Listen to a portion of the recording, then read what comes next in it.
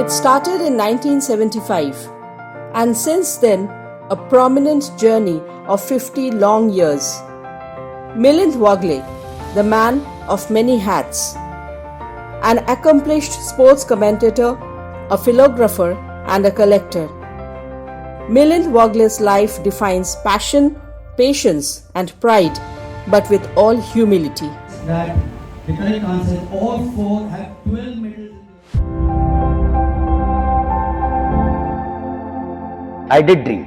So I did dream that I wanted to become a commentator, but I did not realize that I will reach thus far. If I look back, I have really got more than what I should have got. That I am good is with pride, with humility and not with arrogance.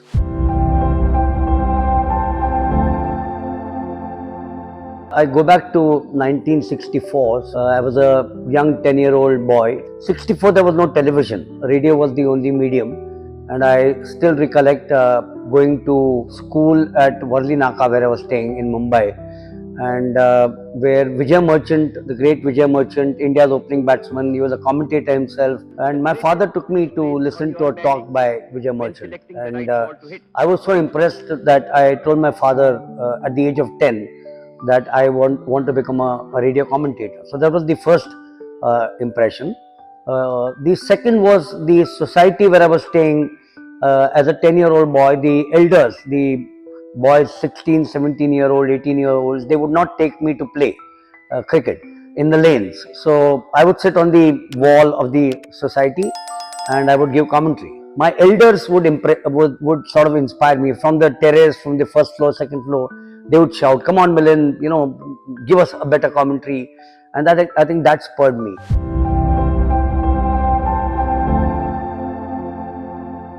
Television started in Mumbai in 1974-75. Sports Roundup used to be a very popular program. I applied to Doordarshan in 73, and I think my application to become a commentator went into the waste paper basket. When I was then in Pune, I met my producer there, the same person to whom I had given my application. He said, "You do 10 programs for me, and if I like your programs, then I will not take an audition test." Now, remember, an audition test meant there was a team of 10 people. Now, I thought that this is only to do his 10 program that he's taking me. 2-3 months, nothing happened, and then on the 2nd of October, he called me up 2 days before and he said, "Come and do your first sports roundup." So that's where I started on the 2nd of October 1975.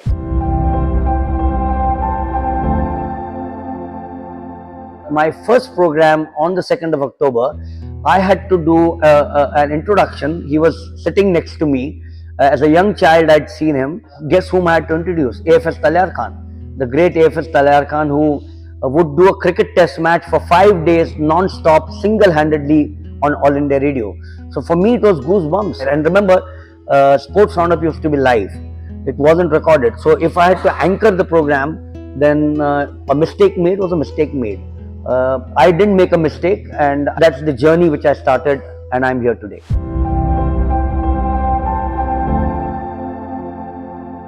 Sports Roundup was a program which was only in Mumbai Kendra. We would get various tapes. It was on a 16 tape. So the tape would come in, it would be washed, the sound was mashed. It was a very tedious job. So those days you could only telecast it 3 hours or 4 hours later. So that was the beginning. But along with the anchoring of the Sports Roundup, which I would do from the studios of Doordarshan in Mumbai, my producer also then started giving me commentary stints. So I would go and do commentary in a cricket Kanga League match or a time shield match with a 1 camera setup or a 2 camera setup, or I would go and do athletics. So this is where I started with 2 sports, and over 50 years I'm now commentating on about 2.5 dozen sports besides cricket.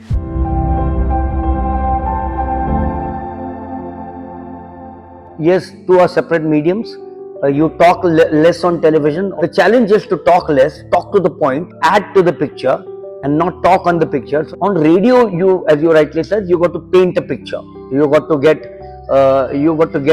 what's happening in far off lands into your own city to a listener. I've done a television commentary in the mornings at some place between 9 o'clock and 2 o'clock. and in the evening I've done a radio commentary. So adjustment is the principle of life. Television and radio commentary on the same day is just an example.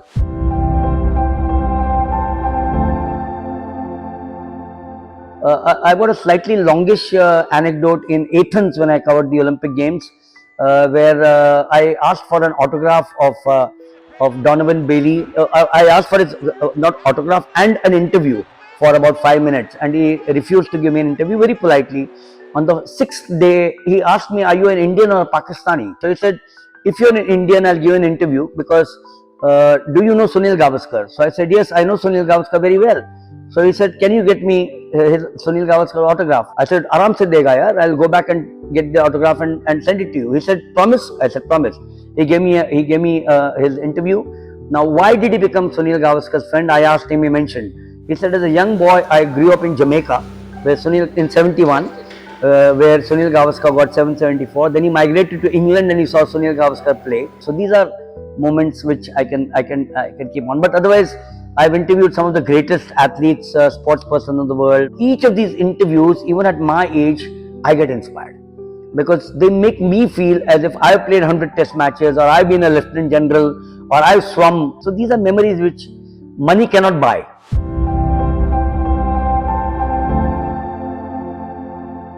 Today's youngsters have a huge benefit if you're good, and remember during Paris we saw it on the private channel.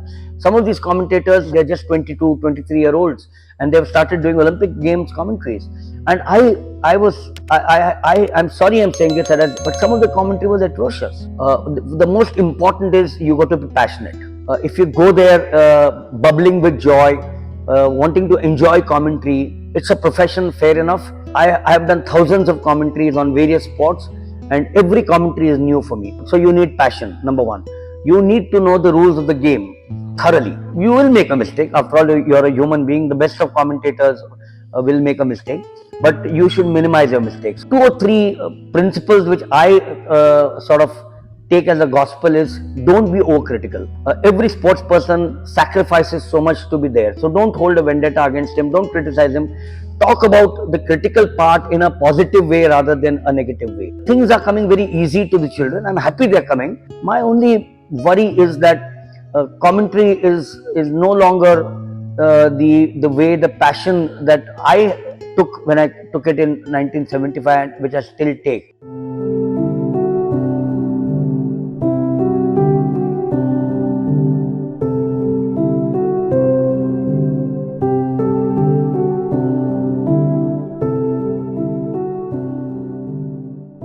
I have 15,000 autographs now. Nothing to do with commentary, or everything to do with commentary, because that's where I get them. And my first autograph when Indian universities played the Ted Dexter's MCC side. This was in Pune at the at the police ground. My uncle was a conservator of forest, and he gave me a small book. There was no security those days, so I just walked up to the dressing room, and my first autograph was Ajit Wadekar, who was the captain of the university side.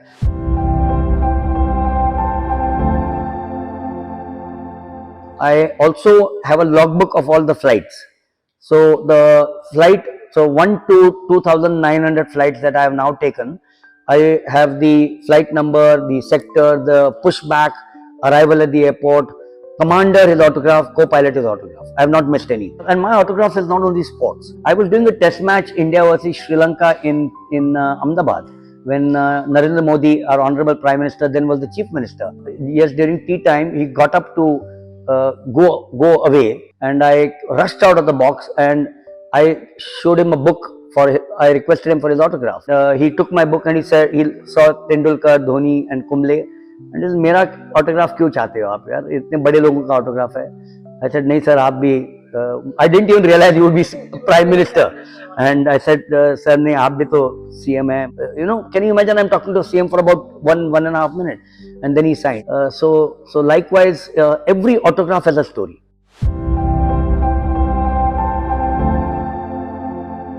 Autograph collection, I think, is very precious. My daughter and my son, unfortunately, do not have any intentions of keeping that treasure. So I intend, hopefully, to auction it and give the money to charity. You'll be surprised that this is a country where we do not respect legacy. The BCCI, for example, does not have a museum. Today you go to London, you go to Lord's cricket ground, and you go to the museum. There's someone who's starting a museum in Indore, the Madhya Pradesh Cricket Association, and I plan to give my autographs to them.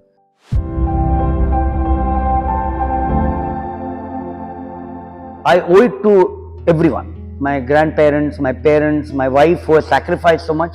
So the love and affection and the sacrifices which my family has made, to all my producers who have encouraged me. So I've been blessed, I think, in my own way. And through this medium, the only thing which I will tell you is, today there are opportunities which I didn't have 50 years back. So today, grab those opportunities, believe in yourself, be truthful, be ethical, which you mentioned to me, enjoy what you do, and don't sulk.